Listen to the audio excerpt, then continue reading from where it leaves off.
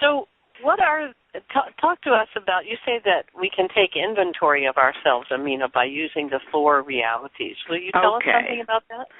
Sure, absolutely, because you start off with the spiritual. And a lot of people, my definition of religion and spirituality. Spirituality is who we are. Religion is what we do. So you would start off being able to separate that. And the spirituality would be listing the things that you enjoy, that gives you joy, that makes you feel good. It's like it could be a sunrise, a sunset, a belly laugh, a new baby, all those very strong emotional feelings. They all come from your soul, and that's part of your spiritual heritage. The things, and list all the things that you get joy out of. And then you have to... your physicality involves all your senses in your whole body that we're totally controlled from, that we're in control of, our touch, our taste, our sight, our sound, our smell, to be aware of our environment, to list what offends us about it. It's like you might be living in a home and you're a neat person, but nearly everybody else in the house is messy. So you pick your own space and you keep that the way you want it. And that brings a sense of peace, and that brings some power over your physicality, so to speak, and just being aware of what offends you and making a list of it. And then you have to go about doing something about it. Now, your personality, everybody is different, they come with their own unique experience, but it's also your personal reality. Your personality creates your personal reality. If people just looked at their personality and how they react or do they respond to people, that's going to tell them an awful lot about their own reality. If they constantly react, they're going to have constant conflict. So I would suggest anyone out there that reacts, be quiet. If you're in a conflict with somebody and they're trying to lay all kinds of stuff on you, they can't do it if you don't react to them. Mm-hmm. They're left with their energy. You're not taking it on. Or you might say, well, that's interesting.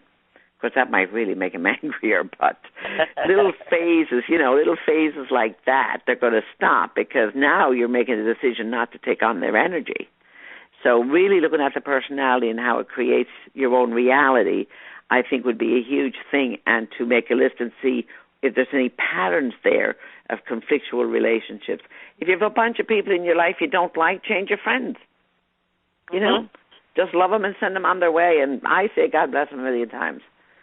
Because I don't like to be surrounded with a bunch of negative people. Absolutely. Yeah.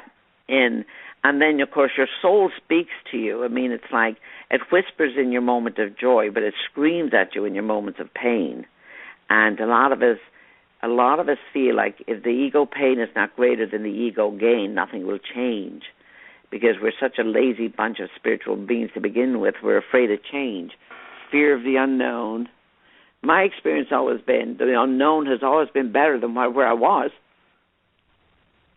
So usually it is. Fear of the unknown, it just stops the change. But actually, if you trust and go to it, you find it a lot better than it was. And people go, oh, I never realized it would be like this. I want to go, duh. Because the truth is it usually is better, because if fear of the unknown comes in, it's pushing you forward. It's putting you towards what you need to do. Mm-hmm. It's like resistance. If resistance is high on the list, it's between 1 and 10. If it's 10, that means you need to do it. Mm-hmm. I learned that of course, years ago that when I was afraid of something, that was the next thing I needed to do. Exactly. Mm-hmm. That's what I learned about myself too. If I resisted, it meant I need to do it. I'd go right into it and figure, it's like it can only be better, mm-hmm. and it usually is. So go ahead. Yeah. Well, we have another caller, and so do you want to finish something up first before I was just going to talk about the spiritual. The spiritual part is all of that. Spiritual mm-hmm. part is honoring that we are spiritual beings in human form, and we hold the pure energy, the highest form, okay?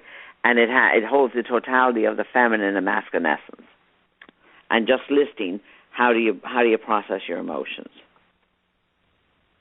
and then finding out if you're spiritually feminine or you're spiritually masculine, because now you can start honoring who you are. And then change what you need to. Go ahead. Yeah, then change what you need to change? Exactly. And ask for the higher good. Always ask for help. It doesn't matter what your religious belief system is.